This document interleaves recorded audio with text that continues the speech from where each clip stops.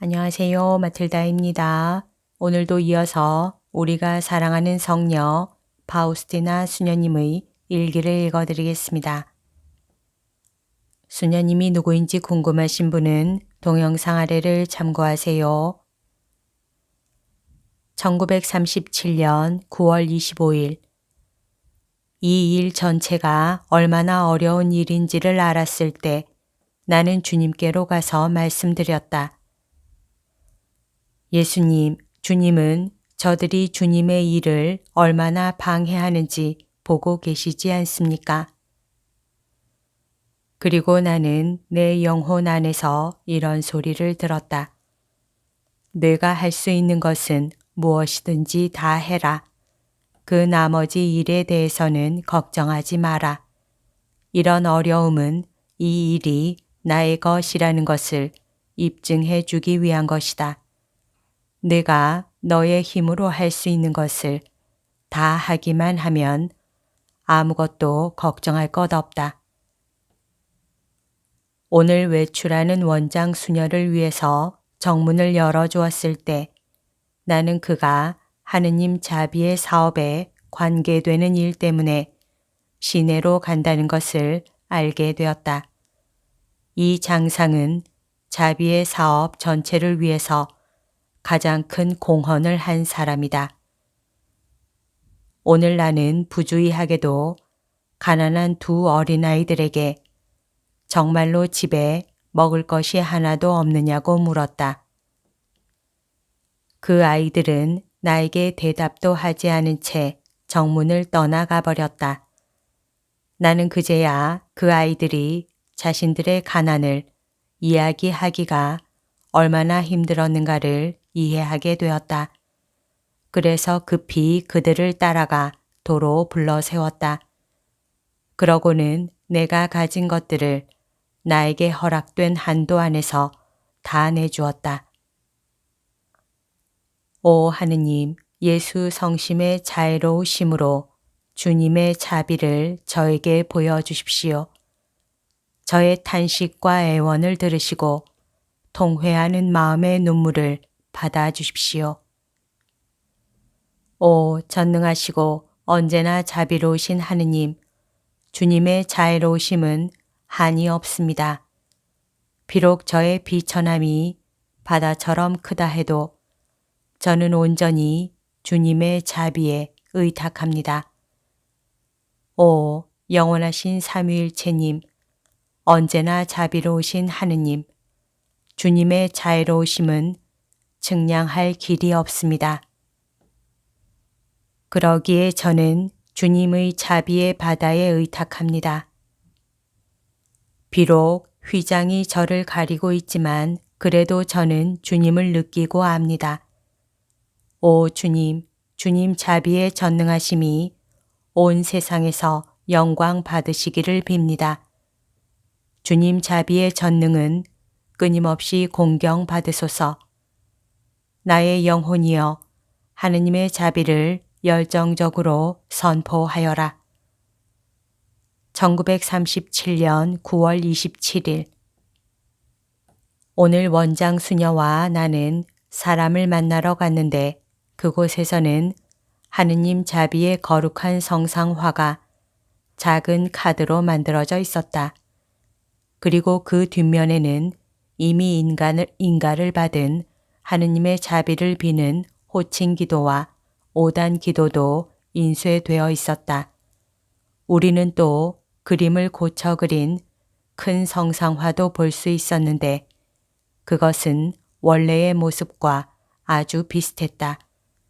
이 때문에 나는 몹시 기뻤다. 이 성상화를 들여다보면서 나는 하느님께 대한 너무도 생생한 사랑에 사로잡혀 한동안 내가 어디에 있는지조차 알 수가 없었다. 우리는 볼일을 끝내고 지극히 거룩하신 동정녀 마리아의 성당으로 갔다. 그곳에서 미사에 참여했는데 미사 시간에 주님께서는 이 사업을 통해서 수많은 영혼들이 구원을 얻게 될 것이라고 내게 알려주셨다. 그러고 나서 나는 주님과의 친밀한 대화 속으로 들어갔다. 대화 중에 나는 그분의 한없는 자비를 공경하는 신심이 이렇게 널리 전파되는 것을 볼 수 있게 해주신 주님의 은총에 깊은 감사를 드렸다. 나는 아주 깊은 감사의 기도 속으로 잠겨 들어갔다. 오, 하느님께서는 얼마나 관대하신가. 주님의 약속을 충실히 지키시는 주님이시여 찬미 받으소서. 이레나 원장 수녀가 이 사업 전체에 대해서 하느님께로부터 그처럼 많은 빛을 받고 있다는 것은 참으로 놀라운 일이다. 그는 내가 주님께서 원하시는 일을 수행할 수 있도록 허락을 준 첫 번째 장상이었다. 그렇지만 그가 나의 장상이 된 것은 이런 계시가 있은 지 2년 후의 일이었다. 처음 성화 제작이 시작되었을 때 그는 제일 먼저 나와 함께 그것을 보러 갔었다. 그리고 지금 하느님 자비에 관련된 것들을 출판하고 작은 성화 카드를 인쇄할 때도 이런 일들을 돌보기 위해서 나와 함께 가주는 사람은 그다. 하느님께서는 이 모든 것들을 경이롭게 안배해 오셨다. 왜냐하면 이 일은 빌르노에서 시작되었지만 지금은 하느님의 뜻이 상황을 이끄시어 크라쿠프에서 이 일이 계속되도록 하셨기 때문이다. 나는 이 장상 수녀가 하느님을 얼마나 기쁘게 해드리는지 알고 있다. 나는 하느님께서 이 모든 것을 어떻게 안배하시는지 또 이런 중요한 시기에 내가 이 장상 수녀의 보호를 받기를 얼마나 원하시는지 알고 있다. 주님, 이처럼 하느님의 사랑 속에 살면서 하느님을 두려워하는 장상들을 주셔서 주님께 감사드립니다. 내가 그를 위해서 기도하는 것은 무엇보다도 이 때문이다. 그는 이 하느님 자비의 사업을 위해서 더 많은 어려움을 무릅쓰고 있기 때문이다. 1937년 9월 29일 오늘 나는 하느님의 신비에 대해서 많은 것을 이해하게 되었다. 나는 내가 영한 성체가 다음번 영성체를 할 때까지 내 안에 남아 계신다는 것을 알게 되었다. 내 영혼 안에 생생하고도 분명한 하느님의 현존을 계속 느낀다. 내 쪽에서는 아무런 노력도 하지 않아도 이 사실에 대한 깨달음이 나를 깊은 명상 속으로 빠져들게 한다.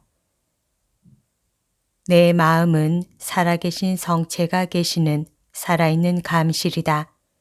나는 한 번도 하느님을 어떤 먼 곳에서 찾은 적이 없고 언제나 내 안에서 하느님을 발견했다. 내가 나의 하느님과 깊은 친교를 맺는 곳은 언제나 내 존재의 깊은 곳이다. 저의 하느님, 이런 모든 은총들에도 불구하고 저는 영원토록 저의 하느님과 일치하기를 끊임없이 원하고 갈망합니다. 제가 하느님을 더 잘 알게 되면 될수록 그만큼 하느님을 더 간절히 원하고 갈망합니다. 그리움을 가득 안은 채 사파이어의 끝없는 창공, 별들이 찬란히 빛나는 하늘을 바라봅니다. 오 하느님, 순결한 마음이 주님을 찾아 그곳으로 뛰어오릅니다. 그리고 육신의 속박에서 벗어나기를 갈망합니다. 크나큰 갈망으로 나의 본향인 주님을 바라봅니다. 저의 이 귀향살이는 언제 끝나는 것입니까?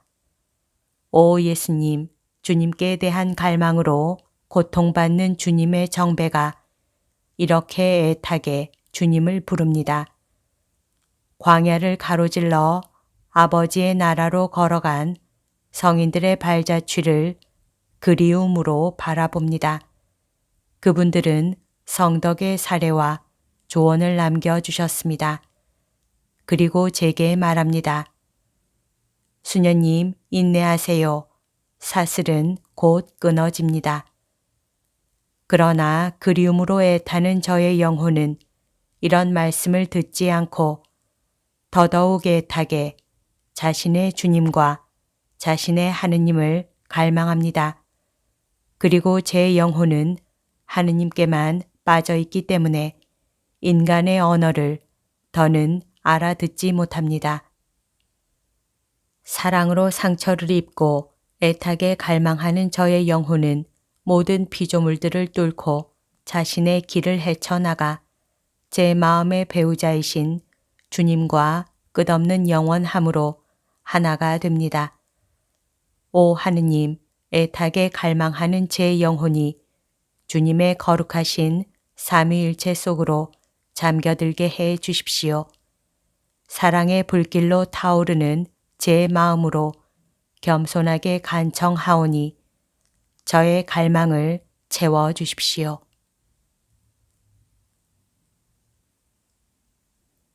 여기까지가 오늘 들려드릴 내용입니다. 오늘도 하느님의 뜻 안에서 서로 사랑하는 하루 보냅시다. 사랑합니다. 축복합니다.